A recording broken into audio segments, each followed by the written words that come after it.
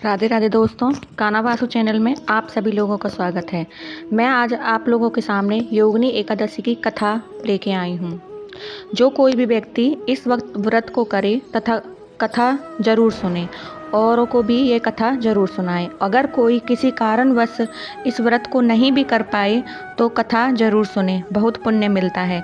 मैंने पिछली वीडियो में आप लोगों को बताया था योगिनी एकादशी 5 जुलाई को पड़ रही है।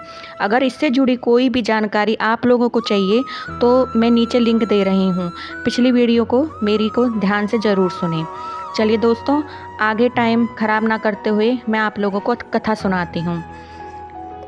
श्री भगवान विष्णु का नाम लेते हुए मैं कथा शुरू करती हूँ। धर्मराज युधिष्ठिर कहने लगे, महाराज, मैंने ज्येष्ठ शुक्ला एकादशी के व्रत का महात्म्य सुना। अब कृपा करके आषाढ़ कृष्ण एकादशी की कथा वर्णन कीजिए।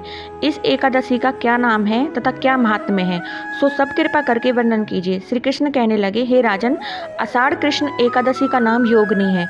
इस व्रत से समस्त पाप नष्ट हो जाते हैं। इस लोक में भोग और परलोक में मुक्ति देने वाली ये तीनों लोकों में प्रसिद्ध है। मैं तुमसे पुराणों में वर्णन की हुई कथा कहता हूँ, सो तुम ध्यानपूर्वक सुनो।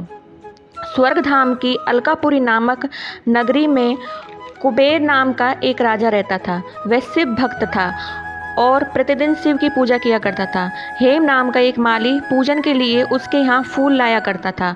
उस हेमम माली की विशालक्षी नाम की अत्यंत सुंदर स्त्री थी। एक दिन वह मानसरोवर से पुष्प तो ले आया, परंतु कामसक्त होने के कारण वह अपनी स्त्री से हास्य विनोद तथा रमन करने लगा। इधर माली दोपहर तक पुष्प लेकर राजा के पास नहीं पहुंचा। उधर राजा उसकी राह देखता रहा।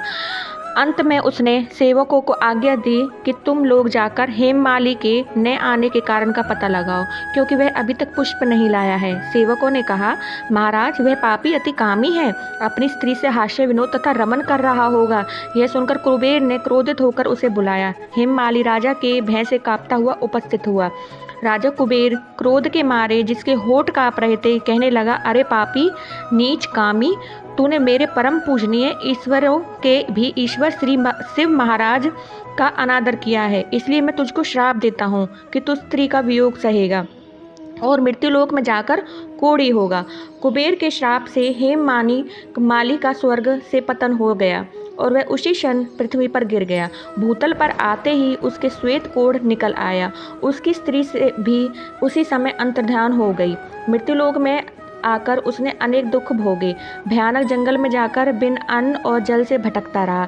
रात्रि को निद्रा भी नहीं आती थी, परंतु शिव की पूजा के प्रभाव से उसको पिछले जन्म की स्मृति का ज्ञान अवश्य रहा। घूमते घूमते एक दिन वह मार्कंडेय ऋषि के आश्रम में आ पहुंचा, जो ब्रह्मा से भी अधिक वृद्ध थे और जिनका आश्रम ब्रह्मा की सभा के समान लगता था। हेममाली वहां जाकर उनके पैरों में पड़ गया।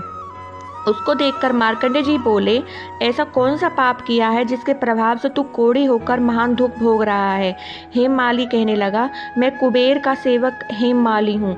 मैं राजा की पूजा के लिए नित्य प्रति पुष्प लाया करता था। एक दिन मुझे अपनी स्त्री के साथ विहार करते देर हो गई और दोपहर तक पुष्प लेकर नहीं पहुँच सका, तो उन्होंने मुझे श्राप दे दिया कि तुझे स्त्री का वियोग होगा और मृत्युलोक में जाकर कोढ़ी बनकर दुख भोगेगा। इस श्राप से मैं कोढ़ी होकर अत्यंत दुख भोग रहा हूँ। अतः आप कोई ऐसा उपाय बताइए जिससे मेरा यह दुख दूर हो जाए। इस पर मार्कंडेय ऋषि बोले, तूने मेरे सम्मुख चूंकि सत्य वचन कहे हैं, इसलिए मैं तेरे उद्धार के लिए एक व्रत बताता हूँ। यदि तू आषाढ़ मास के कृष्ण पक्ष की योगिनी नाम की एकादशी का विधि पूर्वक व्रत करेगा तो तेरे सारे पाप नष्ट हो जाएंगे। यह सुनकर हेममाली ने अत्यंत प्रसन्न होकर मुनि को साष्टांग प्रणाम किया। मुनि ने उसको अत्यंत स्नेह के साथ उठाया। हेममाली ने मुनि के कथानुसार विधि पूर्वक योगिनी एकादशी का व्रत किया। इसके प्रभाव से अपने पुराने स्वरूप में आकर अपनी स्त्री के साथ विहार करने लगा। हे राजन, यह योगिनी एकादशी का व्रत 88,000 ब्राह्मणों को भोजन कराने के बराबर फल देता है। इसके व्रत से समस्त पाप दूर हो जाते हैं। अंत में स्वर्ग की प्राप्ति होती है और व्यक्ति बैकुंठ धाम को जाता है। और दोस्तों, इस व्रत को करने से पहले ब्रह्म मुहूर्त का पालन जरूर करें और श्री हरि विष्णु का स्मरण जरूर करते रहें। ओम नमो भगवते का जाप पूरे दिन करें और कथा सुनने के बाद में विष्णु जी की आरती जरूर करें। दोस्तों मेरी वीडियो को लाइक शेयर सब्सक्राइब ज़रूर करें। राधे राधे।